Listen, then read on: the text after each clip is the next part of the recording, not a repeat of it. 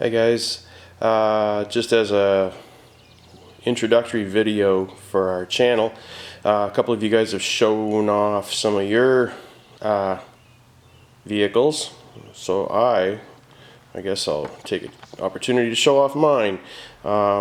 This is a 2008 BMW 535xi, so it's a four-door sedan.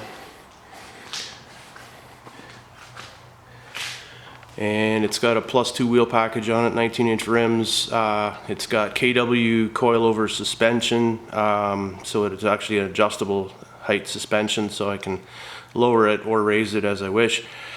It's got a big brake kit on it. It's got a stage 3 tune, and it's a wonderful car. I love it. It's stored right now. I'm not driving it. We've kind of got a 3-car family on the go, so I don't really need to have it on the road. I miss it, and I'm in the middle of building a house, so I don't have time to just drive around for fun because I'm working all the time. Under hood, these things are fairly complicated. So the engine itself is a 3-liter inline 6, and BMW has been making an inline 6 engine since the 70s, and it's actually a slanted engine.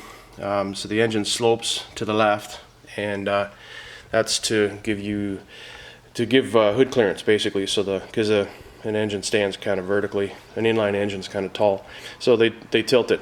It's got a cold air intake right here, and it's a twin turbo car, and the turbochargers are almost impossible to see because they're buried way down in there somewhere. I'm not sure if you know what turbochargers look like. Honestly, you can't see them from the top.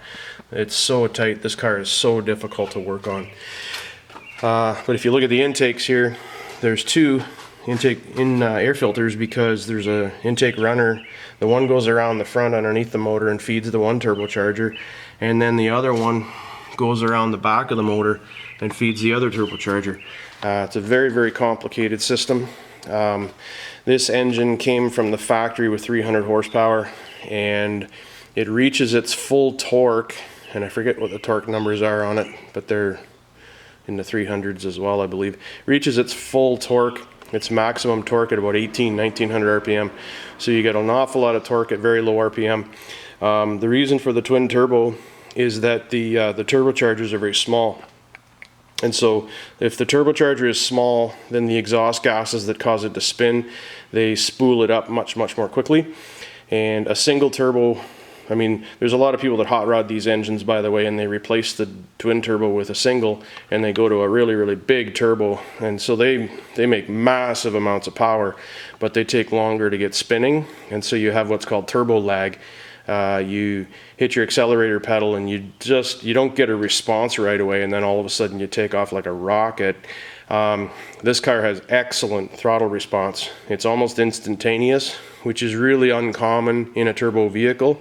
But because the turbos are small, they spool up really quickly, and you get your maximum torque at a really low RPM.